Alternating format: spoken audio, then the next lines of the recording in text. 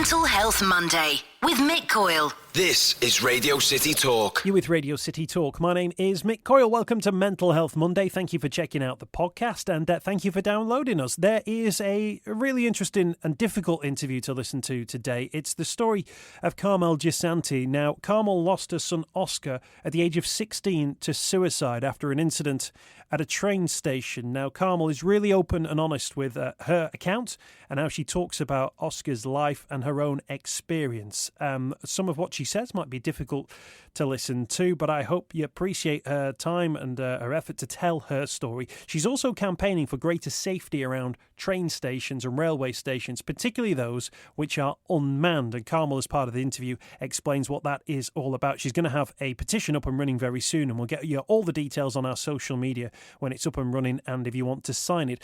Also, as part of this week's podcast, you can hear from David Ashton from the Liverpool Samaritans. There is a new campaign called Small Talk Saves Lives, which is about teaching people a way to speak to somebody who might be acting in a slightly different way at train stations and railway stations. People who might require a little bit of extra help, maybe an arm around their shoulder, a kind word, or simply asking how they're getting on. You get all the details as part of that interview as well with David Ashton coming up. But first up, we'll hear Carmel's story on Mental Health Monday on Radio City Talk. Oh gosh, Oscar was 16 when he passed away. But as a child, he was so loving. He was a sensitive child, always full of life, and you know, him and his sister were really, really close. It was only 10.5 months apart, and so they just had a really normal upbringing. We were close as a family. We did everything together. He was bright. He was intelligent. When I looked at Oscar, I used to think, I'm not worried about him because whatever he does in life, he's going to succeed. And he always had that air around him because of just what he gave off. You know, people give an air of themselves, of their personality. That was his personality. He was successful in whatever he did. He found things easy, you know. He always made friends. He wasn't sort of someone that was sat in the corner, miserable. He always had a smile on his face. He was always dressed smart. His teachers used to look to see, well, what you're wearing today, Oscar. He'd go in with bow ties on. You know, he was confident in that way of being himself. So for something like this to happen out the blue on a normal, it was a Monday actually as well that it happened.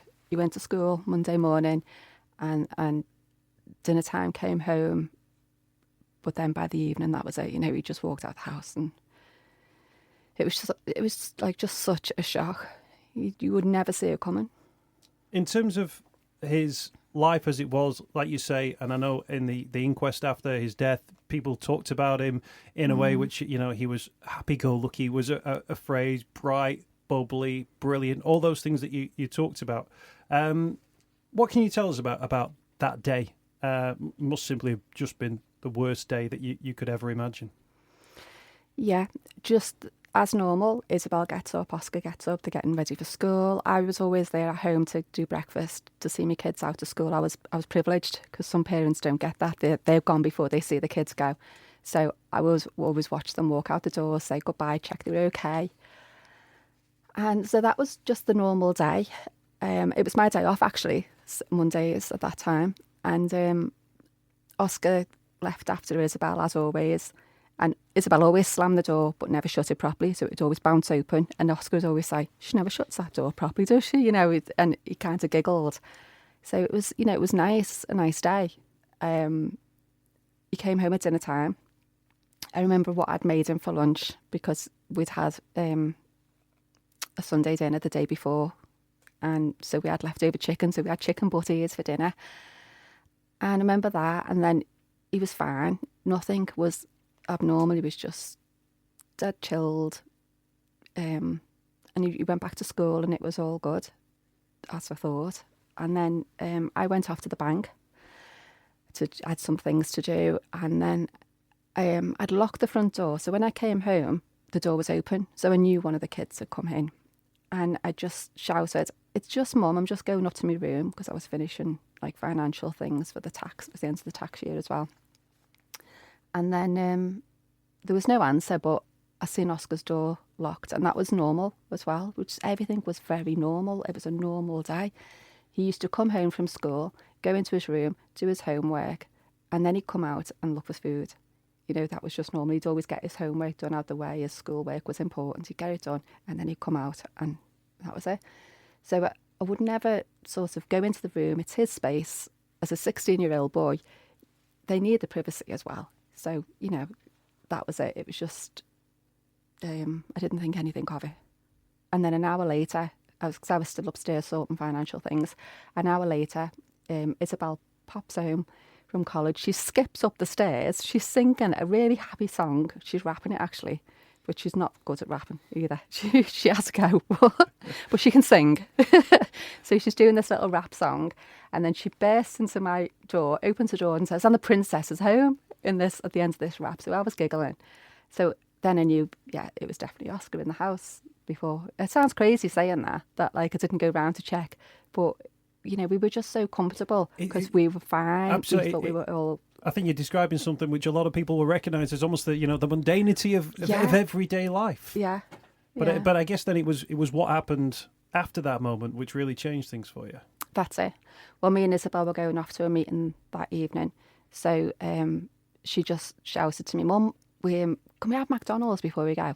It's another normal thing to do, isn't it? And I was like, really don't like McDonald's every day of the week, so we tried to minimise it. And so we went off to get that, and I shouted to Oscar, "We're just going to go get Mackey's and we'll be back." And we come back, so we didn't shut the door. We didn't lock it. We just shut it. We goes off. He comes back. I knocked on the door, opened it, and he wasn't there. So I kind of thought, oh, well, that's a bit unusual because, where's he gone type thing. It's without locking the front door, which I found really strange. So at that point then, I thought, well, I'll leave it there. And I just messaged him because we were late at this point. We had to rush. I was getting messages saying, "Where are you? We're all outside. You need to open up for us." So I left him this message to say, I've left Mackey's on the bed. I thought he just popped to see his friend round the corner because his friends lived all really close. And and so we went off, never thought anything of it. I didn't, I did lock the door because I thought, because then if he comes back, he'll ring me if he hasn't got the key. And I was literally round the corner as well. I was in my salon, which was round the corner, so close, hundreds of meters away, So I still wasn't bothered at that point. He was a good boy. It's nothing to be worried about when they are so good and behaved. Didn't have any problems with Oscar, no issues. So what am I going to worry about? And then we came back from the meeting, and the door was locked. And we went in, and it was about 9 o'clock now, and there was no, it was like an eerie feel to the house when we walked in. And Isabel started crying straight away, and she said, "Something's happened. I can tell. Something's not right in our house." And it was really bizarre because you think, how can that be, that eeriness of... And so I said, "Don't panic, let's have a look." So we went into his room to see, we rang him, then we seen that the phone was in the drawer. He didn't have his phone with him. So then it was a bit, how are we going to contact him now? So then we thought, right, we'll start ringing round his friends. We rang round his friends, and they all went online. They were all trying to, find out who's seen Oscar, where he is he in someone's house? So there was like a big search going on at this point. And then panic starts to go in because you're thinking, where and what has happened to my child? That, today was normal. And now we've got this big drama where there's been no arguments in the family. There's been nothing out the normal. And, you just take into another world of sort of, how's this happened? It's, it was horrific. To go from that normality there to that gut instinct that you had both as a parent, but also there was the sister's reaction as well. There was a gut instinct there that something wasn't quite right. How long was it then that the friends were looking around on social media, that those conversations were taking place? I would say that was about an hour.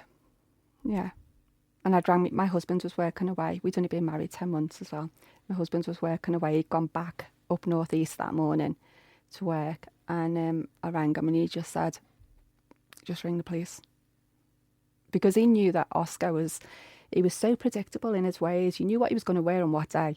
You knew where he was going to be at what time. You knew exactly what he was going to do. He was so predictable that,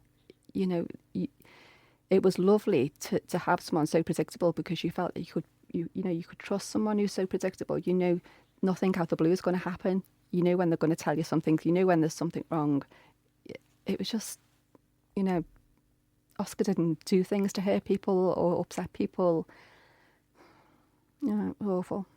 And in terms of that evening, I mean, I can only imagine as a parent what you would be going through and trying to, get to grips and, with what might have happened as well. I almost don't want to lead you down this next couple of questions, Carmel, but in terms of sharing that story and finding out, was it a phone call that you received when you discovered what had happened to him, or was it a knock at the door? I rang, because at this point we were all worried because it wasn't normal for Oscar. I mean, it was only 10 o'clock at night at this point, I've got to say. And, most 16-year-olds would still be out doing whatever and the parents wouldn't be concerned. But for us, it was when it's not normal.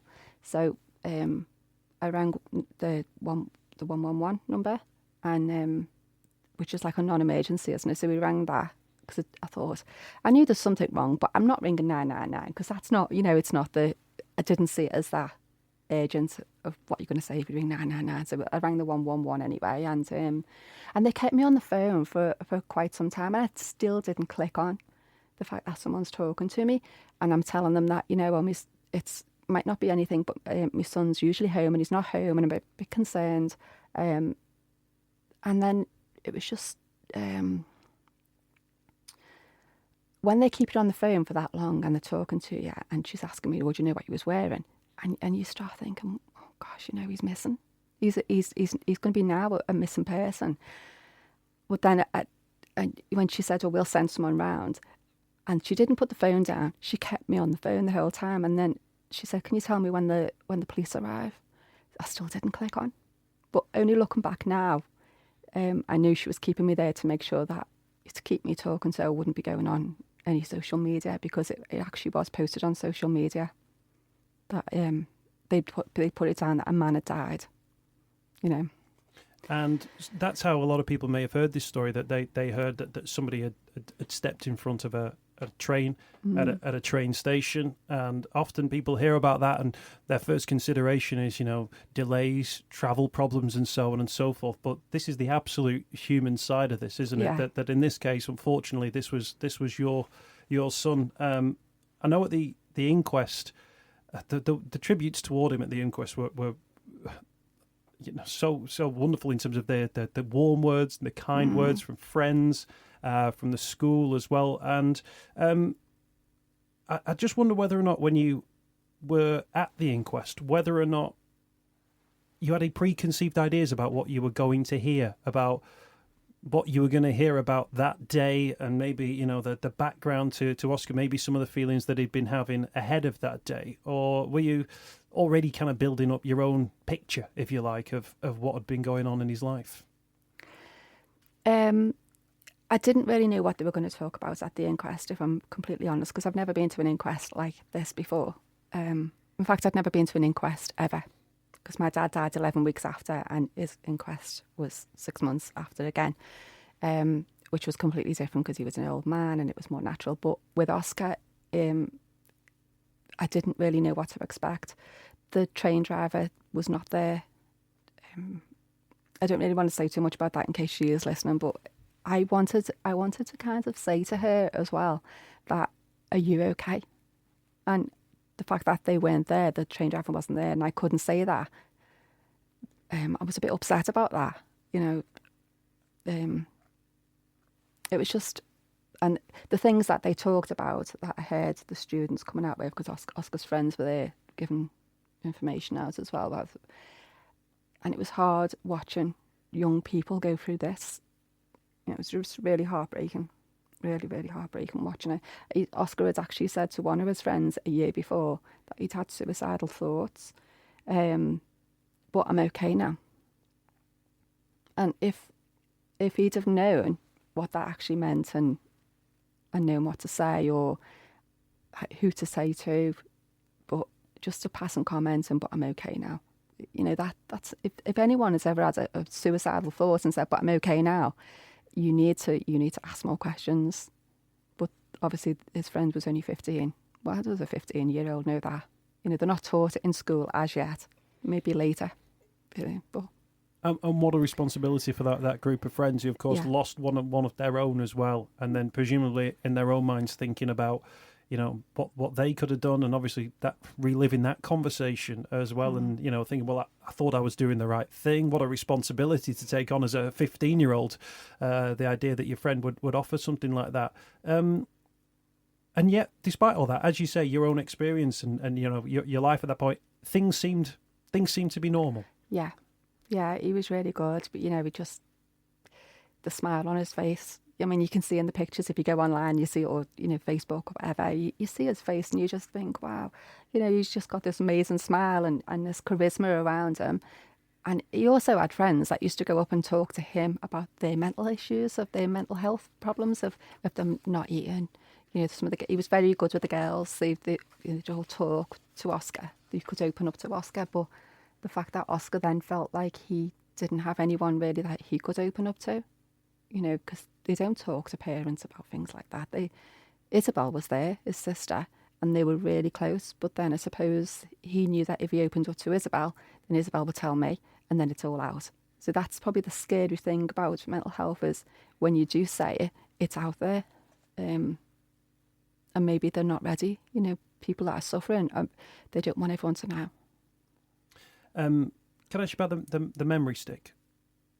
Was there a note that had been left that had been contained within that memory stick? Did you get a sense of when that had been written or prepared? Yeah, I kind of, my feelings are, but I could be wrong, because you kind of just presume sometimes. I thought when he came home from school, and went into the room where we would normally do homework, I think he wrote it then. But I could be wrong, because who knows when he wrote it? Really, we don't have, unless it's got a date on it, and you can't say, can you? So we never know. It could have been done a year before, when he had those first feelings, when he told someone, I'll never know. Carmel, are you okay to stay with us just a few minutes longer as well? Yeah. Because Carmel's story's a really, really tragic one as well, but hopefully from it there might be something that we can take from it. Oscar's life, and we'll talk some more about that in a few moments' time here on Mental Health Monday. But Carmel Giansante is with us. We'll continue the conversation here on Radio City Talk, and we'll continue that conversation next. Mental Health Monday on Radio City Talk.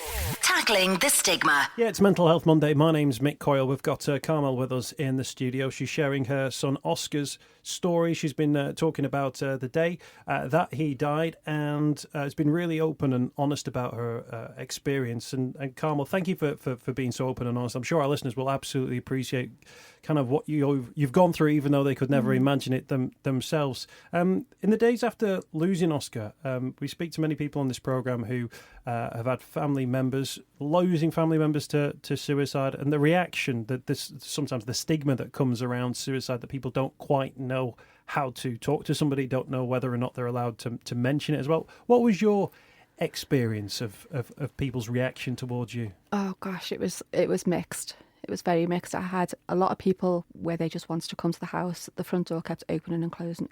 When one person would come in, the next thing as they were leaving, there was someone else walking behind them, and it was constant. I felt like in some ways we didn't get to grieve in the initial beginning, but we had to, because it was such, it was the community. It wasn't just Oscar and us, it was the whole community that felt it. So I felt I had to open the door and allow them to come in and, feel the, because, you just do it. You just, support, isn't it? I don't know what I'd have done without it, to be honest. But then I had other people that never spoke to me again. I had a lady, one of my customers, and she sent me, bless her, because she probably didn't know how to deal with it. She sent me a card through the post with a stamp on it, with the postman posting it through the door. She literally lived at the back of my house. She could have done that herself, and she couldn't face walking down the street. So you get real mixed emotions off people. It's, we're not taught what to do. It's almost testament, to that stigma that comes around suicide, that people think, well, you've experienced a tragedy, you've experienced a loss, and people almost talk like you've grown an extra head or something like that. And I think that idea that people even though they were constantly coming through your door, presumably that was a tremendous sense of goodwill from your friends and your neighbours. It was just amazing. thought, well, let's just make sure that somebody's always there. Yeah, it was amazing. Yeah, because we couldn't believe, and they, in that week they had us laughing. I look back and think, how could I laugh in that first week? But funerals are mixed emotions with everything, aren't they? You remember the good times, but you have to move on as well from that at some point. But that's the hard bit as well, moving away from things. But yeah, the initial bit of support was amazing. And in terms of moving on, it seems like a strange choice of words because, of course, Oscar will be something you would never ever forget. But presumably, it comes to a point where you think, right, what's going to happen next in life? And rather than walking away, you have to create a new life. Yeah, and I wonder how difficult that is without wanting to sort of partition off Oscar's memory and then think about that. But you want to keep him in your hearts. Obviously, you got the family as well, the new marriage that you're obviously working on too. But campaigning is something that you've started on as well. There's an online petition as well. That's right. Yeah. Can we touch on the idea behind that as well? Because I think it's something which I think a lot of people, when they hear about it, might start to think, oh, actually, that seems to make a lot of sense. For the reason that we're talking about today, plus a whole host of other reasons as well. Just tell us about the online petition. Well, the petition is to get sort of more security for where the unmanned stations are at railway stations. The Network Rail and all the other lines, they're doing everything. Samaritans are working really hard. They're training the staff, and there's a lot gone into supporting things of getting everything sort of right to protect the public. But unfortunately, the unmanned stations are being left behind. And as much as I've had meetings with Network Rail over this, I just feel like because of the finances, they don't want to do it. To be honest, that's the truthful. What I personally feel, that's the issue behind it. It's going to cost a lot of money to do it. But these are the places. If they're unmanned and there's no staff there, how can someone then open up and talk to someone who might look vulnerable? You're then depending on the general public, which the general public are really good if they've been in contact with someone or affected by suicide. Someone will always go up if they have that feeling. But if there's no one on the platform, there was one person on the platform when Oscar took his life, and he was a young boy. He was 16. Bless him. I think of him every day as much as I think of my own son because of what he witnessed that day, and nobody should witness that. So the petition is to prevent people taking their own life on stations like this. Capenhurst station is one that people will know, and people will know that a lot of the commuter stations outside of the main hubs are often unmanned, often at all times, where there's not specifically a ticket office where you go on and you buy it. So it's part of the issue that if there's nobody around, there's not somebody who would be able to say, are you feeling okay? I mean, the Small Talk Save Lives campaign from the Samaritans is something we've been touching on, and our podcast listeners can listen to shortly after this. But in terms of that, if there is somebody there is somebody who would be trained in spotting those signs, who would be trained in being able to say, actually, that's not quite right. That doesn't strike me as somebody who's waiting here to go to the cinema or waiting here to go to work. Yeah, that's right. And apparently when Oscar opened up and said to his friend a year previously, which we didn't find out about until after Oscar's death, obviously, because he didn't tell us, he said to him that when he felt like that, he used to go up quite regular and sit there.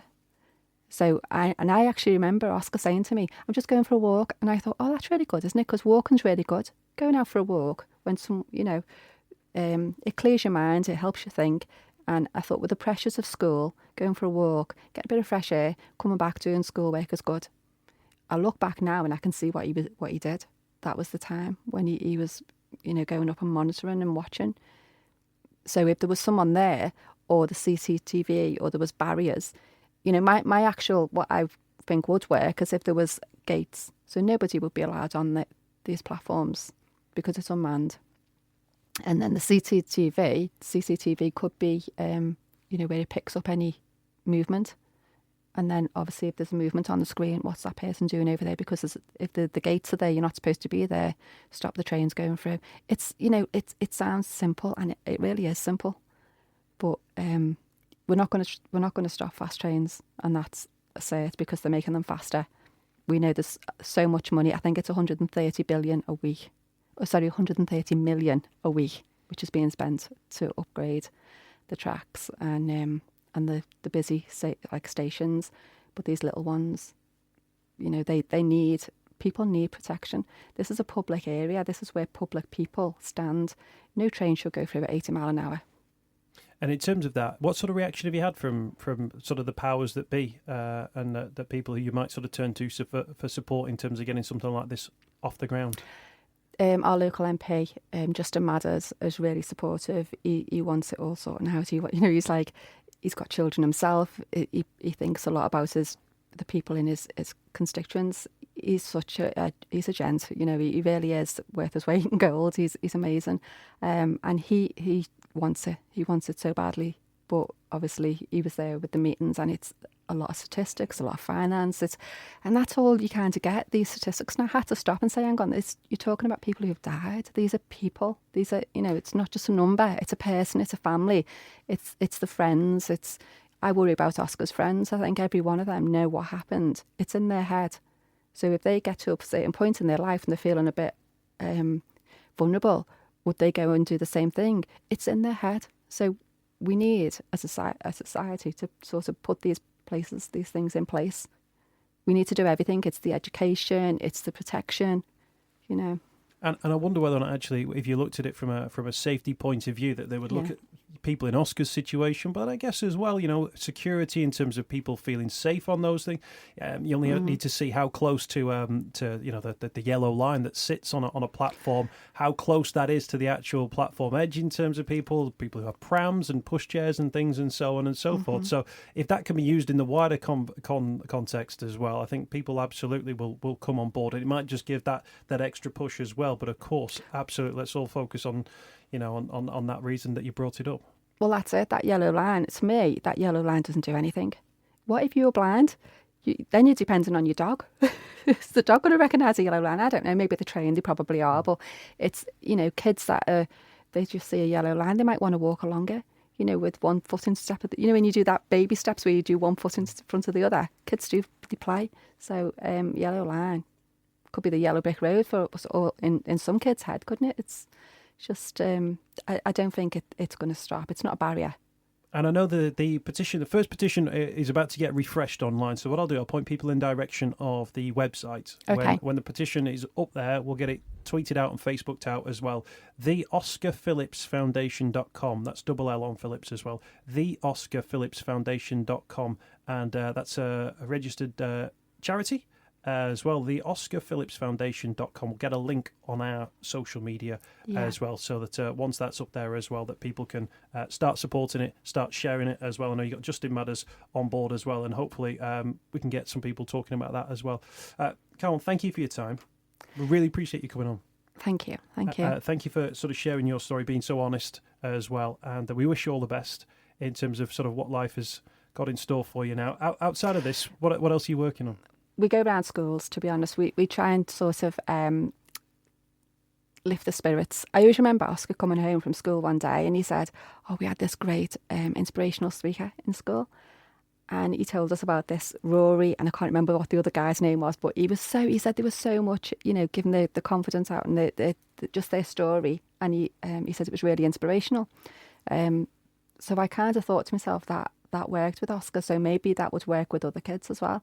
So we go around the schools and try and sort of lift their spirits, give them the three things that we sort of talk about: it's confidence, commitment, and continuity. And the other one is communication as well, as for communication, because without communication, there's nothing. But the other things as well are what build resistance, resilience. It's resilience, isn't it, of life, and those things will take you through. So we have someone that works with us as well, Kevin Dwala from the One Show, and he stands in front of the school. It's usually a school assembly, and he will talk about the commitment and the continuity and confidence and how you will achieve so much. And it doesn't matter in life what you want to do, what you want to aspire to. It's having those things in life that support you. You need things that to help you build through life, how to survive it in a way. If people want to find out more information about the fantastic work that Carmel's doing, theoscarphillipsfoundation.com. Radio City Talk. Tackling the stigma. And that's Carmel's story on Radio City Talk. And what a story it is. Really emotional and really quite something. Thank you for her time and sharing that story here on Mental Health Monday.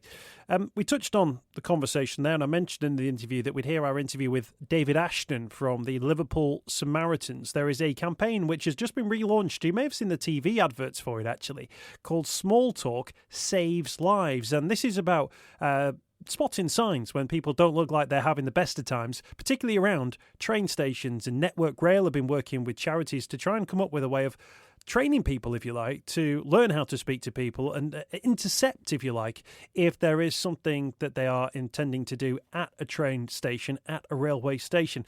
David Ashton will explain all as well. He's from the Liverpool Samaritans. He joined me in the studio to find out more about the Small Talk Saves Lives campaign. Everyone knows about Samaritans and how long we've been around and how to get in touch with Samaritans, but really everyone, in day-to-day life can make that difference to someone, and that's why the campaign's called Small Talk Saves Lives. Because people, when they have the confidence to go and approach someone and simply ask how they are or introduce themselves and see what's on their mind, they can make the difference to the extent that it may interrupt somebody's suicidal thoughts at that point in time. So this campaign's been launched promoting the message that suicidal thoughts can be temporary and interrupted by a simple question. This initiative commissioned a survey of 5,000 passengers, which found that the majority are willing to play a role in stopping suicides. More than 4 out of 5, though, said they would approach someone who may be suicidal if they knew the signs to look for, what to say, and that they would not make the situation worse. 9 out of 10 think someone in need of support would find it hard to ask for help as well. There's a sense of goodwill included in that, David, which maybe hasn't been allowed to play out. How can Small Talk Save Lives in the campaign sort of get people involved, change some of those perceptions, get that goodwill into actual actions? So this is all about increasing people's confidence in going over to speak to somebody, because I'm sure you'd agree, we all get a gut feeling when you can see there's something not quite right with how somebody may be behaving. And say we were walking along, as happened to me the other day, and a lady fell over on the street, you're straight over there to help someone up or see if they're okay. But when it's behavioural, people do need that confidence to approach people and just say, are you okay? Or can I help you with anything? Because it's the way society is now. We don't talk to each other as much as we did anyway. Everyone's got their head down in their phones. Or people may feel it's an intrusion, but just having that confidence that when you get the gut feeling that something's not quite right, just being able to approach somebody and say, are you okay, or can I help, will make all the difference. These are the signs that have been flagged up as part of the campaign. Standing alone and isolated, looking distant or withdrawn, standing on a platform a long time without boarding a train, displaying something out of the ordinary in their behaviour or appearance. People might say, "Oh, we're too engrossed in our own social media or our own lives now to interrupt." But actually, generationally, it's the British thing, isn't it? So it's none of my business. Nothing for me to do here. Whether or not this is 2017 or whether it's 1977, it's been a traditional British thing to do, hasn't it? To leave people to it. It is. We're very polite as a society, and we'll leave people to it, as you say. But by going over and approaching somebody and starting that conversation, you could save a life. And so on our YouTube channel today, there's a video being published, the story about Sarah, who was somebody who was considering taking those actions, but somebody approached her and interrupted. And as a result, Sarah managed to get the help that she needed and is pleased to still be here today. So people will say, but what do you say? And it's about those interruptions, those interjections as well, the disruption of the mindset as well, which might actually be the thing that stops somebody taking that action.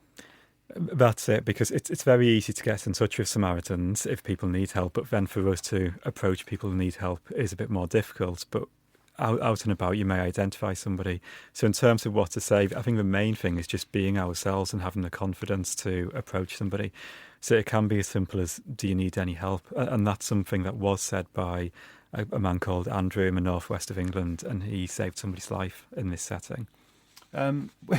I guess the other thing is what happens next. I know the Zero Suicide Alliance have got some new training which they're announcing, I think, towards the end of this week, which is going to look specifically about how people can get trained up on this one as well. It's not about, I guess, though, people becoming counsellors in the way that Samaritans are counsellors. This is about engaging someone, isn't it, with human contact, and maybe a human contact which has been lacking in their lives.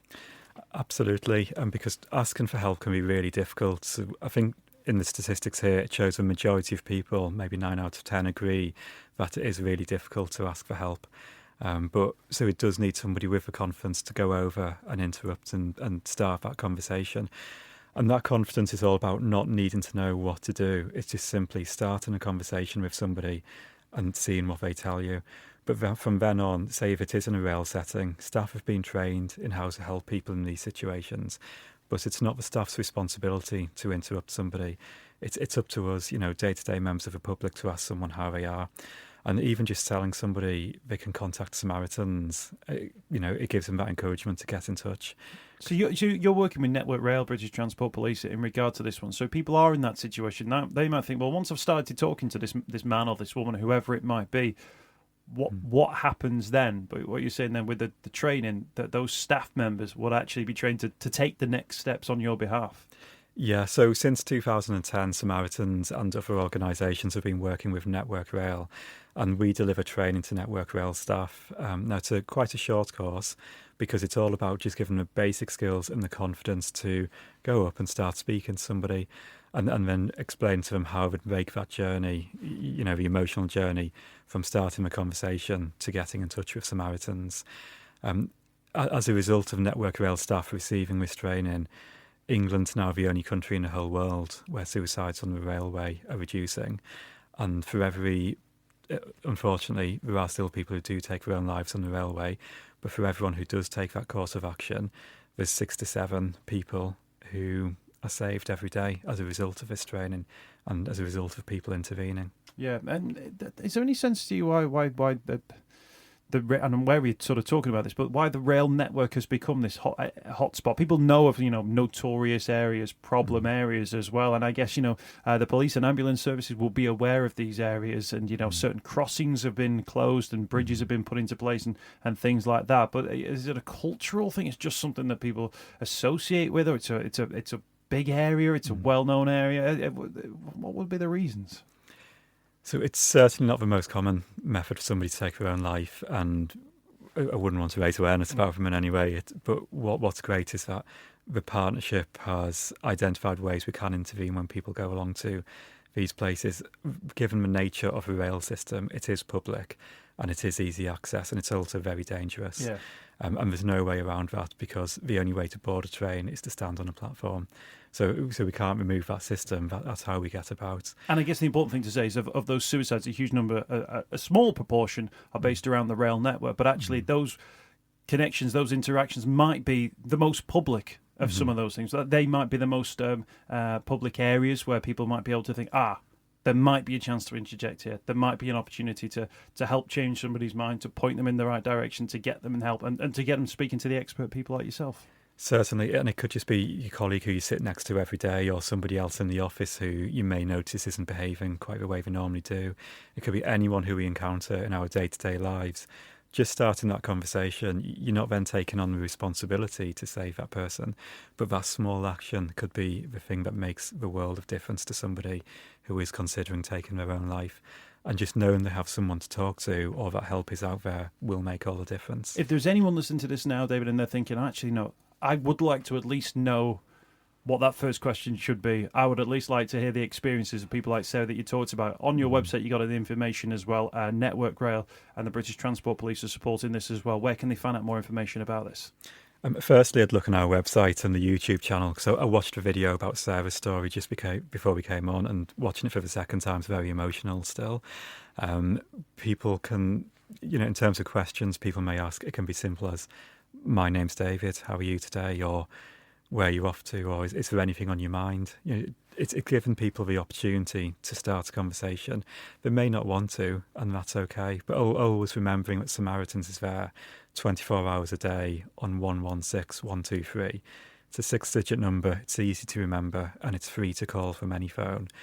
Having those bits of information to hand can really make the difference. David Ashton, brilliant. Thank you for your time from the Liverpool Samaritans. Don't forget, Mental Health Monday, available as a podcast to download every Monday. And we're keeping on until the end of the year and well into 2018 as well. Plenty more shows already planned, but if you want to get on board and share your story, maybe there's a thought that you've had listening to the programme today, drop us an email. You can email me, mick@radiocity.co.uk. That's mick@radiocity.co.uk. Thank you to everybody who does get involved with the programme and share their thoughts as well. If it's an email that you want me to read out, then brilliant. If it's an email that you'd like to be a guest on the show, absolutely fantastic. Or if it's just your thoughts, more than happy to read them. mick@radiocity.co.uk. And Mental Health Monday back next week on Radio City Talk. Radio City Talks Mental Health Monday with Mick Coyle.